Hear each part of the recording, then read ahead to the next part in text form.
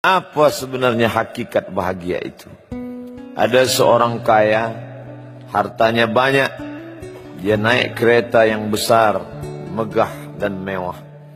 Dalam perjalanan dia tengok ke sebelah kanan ada tanaman padi sawah yang menghijau. Lalu dia pandang ada budak-budak kecil membawakan makanan beserta ibunya menuju pondok di tengah sawah. Suami sudah menunggu makanan siang tiba. Apa kata orang kaya dalam kereta? Oh, bahagianya petani. Di tengah perutnya lapar, istri dan anaknya datang. Makanan tiba pada waktunya. Air minum dapat menghilang dahaga. Lapar hilang, rindu pun sirna. Karena istri dan anak ada di sekitar dia. Bahagianya menjadi petani, kata orang kaya dalam kereta. Masa orang kaya berpikir bahwa dia tidak bahagia? Si petani yang bersama anak di pondok tua itu pula memandang orang kaya di atas kereta. Apa kata dia? Betapa bahagianya orang kaya naik kereta, sedangkan aku hanya duduk di pondok yang tua. Maka pada hakikatnya manusia ini dua-duanya tak bahagia. Lalu sebenarnya bahagia itu di mana? Ada seorang anak yang sedang belajar di college, university. Maka dia berkata, alangkah bahagianya kalau saya dapat BA. Selepas dia dapat ijazah BA, lalu dia berkata, aku tak bahagia. Alangkah indahnya bila dapat master. Manakala dia dapat master, dia berkata, oh, betapa bahagianya kalau dapat PhD. Selepas PhD dia berkata, susahnya PhD, belum juga dapat kerja. Selepas dapat kerja dia berkata, alangkah bahagianya kalau menikah. Selepas menikah dia berkata, aku tak bahagia sebab orang selalu tanya, dah punya anak apa belum? Selepas punya anak, dia pula berpikir untuk menikah sekali lagi. Jadi sebenarnya bahagia itu punya siapa? Oleh sebab itu bila kita baca kitab-kitab, maka makna sa'adah, kebahagiaan, orang yang bahagia sa'id. Bahagia adalah insyirahus sadr, ketika hati terasa lapang apapun yang datang. Kalaulah pelajar yang mendapatkan BA itu hatinya lapang, tentu dia bahagia. Kalaulah petani yang berada di tempat rumah tua itu hatinya lapang, tentulah dia bahagia. Kalaulah orang kaya dengan kereta yang besar itu hatinya lapang, tentulah dia bahagia.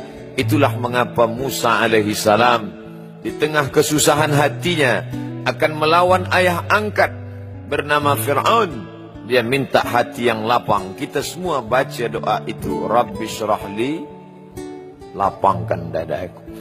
Itulah mengapa kakinya pecah berdarah, giginya patah, pelipisnya pecah, meneteskan darah, tapi dia tersenyum bahagia kerana hatinya lapang. Allah sudah lapangkan hatinya. Apa kata Allah untuk dia? Alam nashrah laka sadrak. Itu beza Muhammad dengan Musa. Musa meminta, Rabbi shrah li sadri wa yassir li amri wahlul 'uqdatam min lisani yafqahu qawli. Sedang Muhammad tidak meminta. Belum meminta, Allah dah bagi pada dia. Apa kata Allah? Alam nashrah laka sadrak wa wada'na anka wizrak alladhi anqadha dhahrak wa rafa'na laka dhikrak. Bila kau dalam keadaan susah, dua kali Allah ulang, fa inna ma'al usri yusra, inna ma'al usri yusra.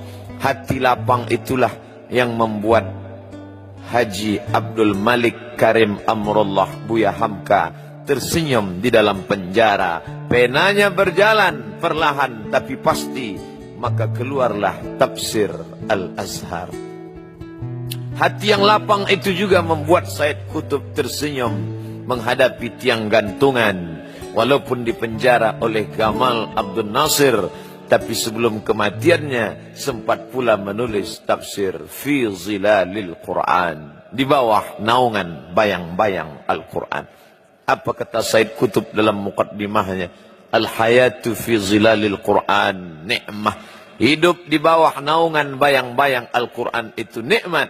La ya'rifuha illa man zaqaha. Tidak ada yang boleh mengetahuinya kecuali orang yang pernah merasakannya. Maka bahagia adalah ketika hati terasa lapang. Bila kita nampak raut wajah orang yang tenang cerah, maka ketenangan bukan pada wajahnya. Bila nampak orang melangkahkan kaki dengan tenang penuh wibawa, maka ketenangan bukan pada kakinya. Bila tampak ayunan tangannya tak tergesa-gesa, maka bahagia bukan pada tangannya. Di mana letak bahagia itu? Ala fil jasadi mudghah. Ketahuilah dalam jasad ada segumpal, ada sekepal, ada sesuap. Idza salahat salahal jasadu kulluh. Kalau yang segumpal itu baik, maka yang lain ikut menjadi baik. Wa idza fasadat fasadal jasadu kulluh. Kalau yang segumpal itu rusak, maka dia pun ikut menjadi rusak. Yang segumpal itulah yang mengendalikan mata, telinga, tangan, kaki. Yang segumpal itulah tempat rindu, benci, marah, ridha, ikhlas, fasik, hasad, kufur. Di sanalah bersemayam rindu dan benci. Maka jangan terlampau benci. Habib habibaka haunamma. Kalau kau sayang, sayanglah secukupnya sahaja. Karena boleh jadi hari ini kau sayang, besok berubah menjadi kebencian. Kalau kau benci, bencilah secukupnya sahaja. Boleh jadi esok pagi dia menjadi orang yang tersayang. Berapa banyak puan-puan berkata, siapa itu? Itulah orang yang dulu paling aku benci. Tapi hari ini masih ada juga benci, tapi tak banyak. Oleh sebab itu maka dijaga dia. Yauma la yanfa'u malun. Hari itu tak ada guna harta. Wala banun. Tak ada guna anak. Illa man atallah. Kecuali orang yang datang menghadap Allah. Biqalbin salim. Dengan hati yang salim. Qal. Qab. Lam. Ba. Qallaba. Berbolak-balik. Qallaba. Tidak selamanya bahagia. Kadang pagi hati tenang, petang datang, dia pun susah. Kadang pagi hati lapang, petang tiba, dia pun gundah. Maka apa yang dapat menolong? Ala bizikrillah. Ketahuilah dengan banyak menyebut mengingat Allah, tatma'innul qulub, maka hati akan menjadi lapang. Qalbul mu'min baina asabi'ir rahman. Hati orang beriman berada di antara jari jemari kuasa rahmat. Kalau dia hendak, dia balikkan yang senang menjadi susah. Kalau dia berkehendak yang susah, dia balik menjadi lapang. Berapa banyak orang yang tampaknya mungkin kita kata dia susah, tapi dia masih boleh tersenyum. Sebaliknya orang yang menurut pandangan zahir kita cukup segala, makan, pakai, tapi tampaknya kesenangan tak pernah singgah. Apa sebab?